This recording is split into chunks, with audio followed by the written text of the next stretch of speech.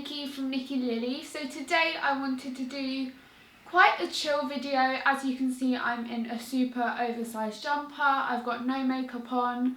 My hair is up in a scrunchie, and I just wanted to do a really laid back video because even though I've done quite a few chatty videos recently, I don't really do ones where I'm like proper chilled out and just talking to you guys. So basically today's video is about how my health has been, mostly since June, because if you guys didn't see the video that I posted like around July-ish, I think, then you wouldn't know that my summer, especially early summer, so June and July, was very, very rough. If you guys are new and don't know, I have an AVM, which is a very rare condition, and it basically means that you have arteries, capillaries and veins, and in my face, the right side of my face, behind my eye, right side of my mouth, so my gums and everywhere like that, so like my maxilla area and also the top of my head, I don't have the capillaries where they need to be in between the arteries and veins,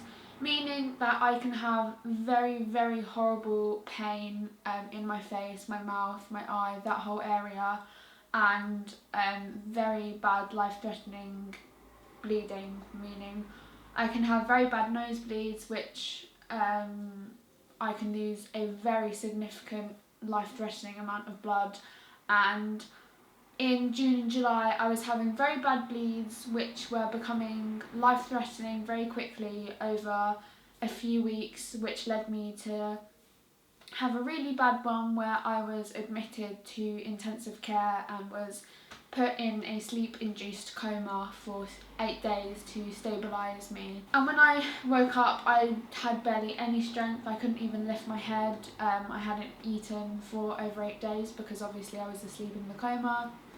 And it wasn't a very good time, and so my doctors planned to do a surgery in summer, which I had, and a lot of you guys have been asking for a health update, as well as why my eye looks more swollen or why the appearance of my AVM on my right hand side looks different. And I didn't really explain why I looked more swollen or why the right side of my face, especially my eye, looked different, because I didn't want my first video after my operation, which was in August, to be explaining my operation. I just wanted to slip back into YouTube as if nothing had happened, because I just wanted to not feel like I had to make a video about my condition and the state that it was in.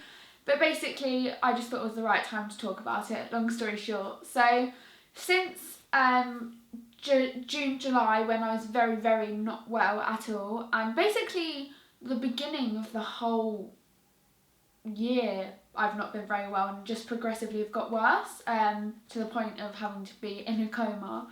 So since then, and since the doctors stabilised me, I was okay. I left hospital. I put up a video which was I was still a bit shaky because obviously it was quite a traumatising experience, but I was getting better, and the doctors, whilst I was recuperating at home, the doctors were conjuring up a plan to basically do a big operation, or more of like a series of operations which would work towards removing my AVM. So my AVM is quite big. It's definitely a lot bigger than most AVMs because it's not just my face, it's not just my head or my gums and maxilla area, and it's also in my sinus. It's all of them places, it's not one of them. So it's a very big AVM, so you have to tackle it in stages. And so the operation that I had at the beginning of August was tackling my sinus, the right side of my sinus and my lower eyelid, hence why my lower eyelid is the one that appears more swollen, and hence why I have all of these black bits, which are basically my skin healing. So basically, to simplify what they did something called like a Weber-Ferguson incision, which I've had before, but the last time I had it, which was in 2015, the doctors went from my lip, the side of my nose and up above my top eyelid. But this time what the doctors did is they did the same cut, but instead of going further up to my top eyelid, they went underneath my lower eyelid so that they could basically open my face like a flap. It's kind of gory, but I don't find things like this gory. I think it's just because I'm used to it.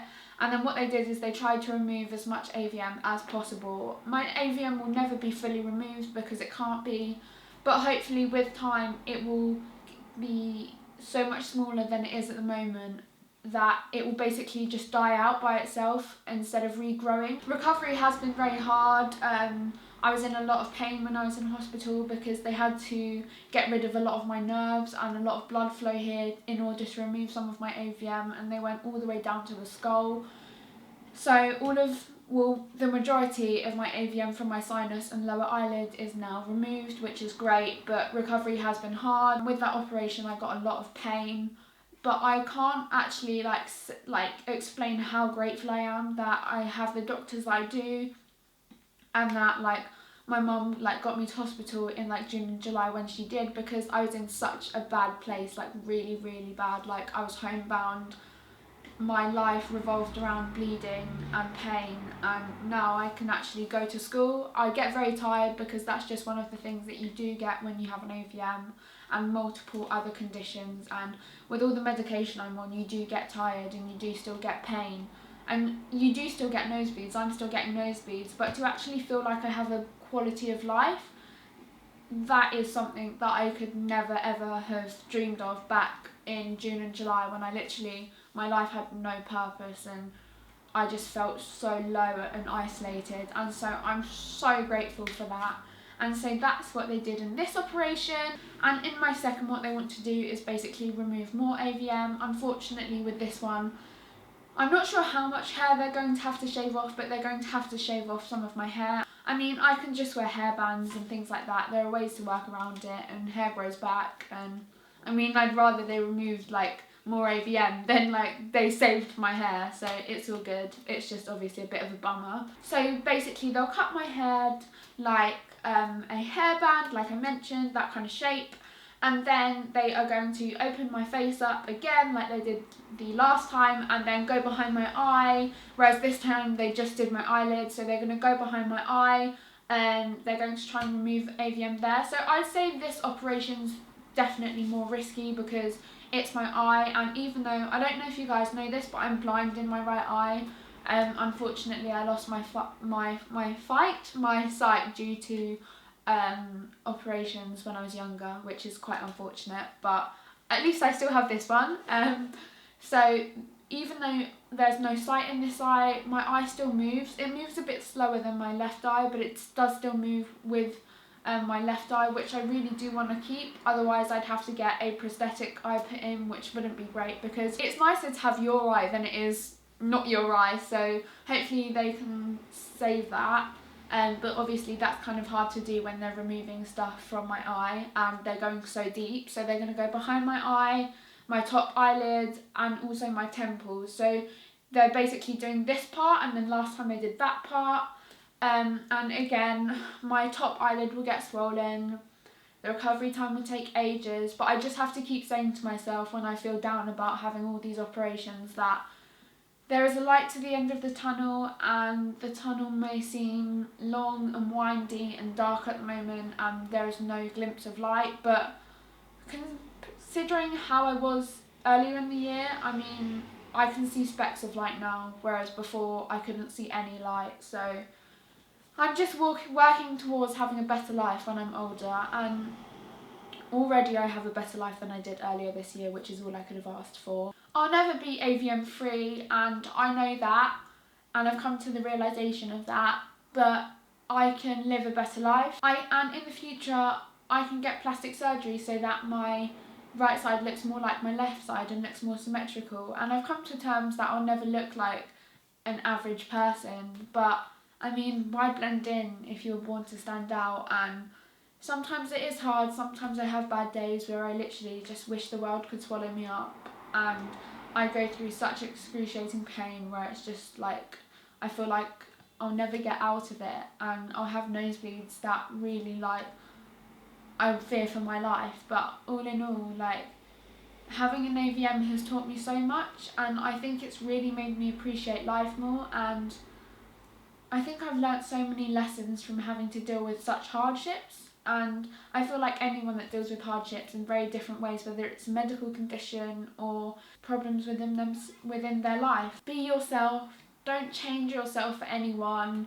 You are who you are for a reason, and you just have to keep fighting, because if you don't fight the fight, then you'll never get to where you want to go, and life's all about being determined. I'm much more positive about it now, but like, my life is a very hard one to live, and so is every single life that we live. But I just feel like you have to see the good in every day in order to live a positive and happy life, and just tell the people that you love them. You know, life's too short to just worry about little things, and it's okay not to be okay, and it's okay to have bad days. We all do, and you're not alone with them. You will get to where you want to be, however long it takes, and you'll look back on the whole experience, which I hope I do in the future, and say, wow, it was all worth it in the end. So that's it for this video, everyone. I know it was a very rambly health update. I just wanted to share what I've been going through, really, health-wise, because I don't really share that sometimes with you guys. So just wanted to do a really sit down, chill video. If you guys ever struggle, please do message me. I would really love to help you through whatever you're going through. I love you guys so much. I will speak to you very soon, and yeah, I love you guys so much. You guys really helped me get through all of my struggles and help me keep on fighting, so thank you.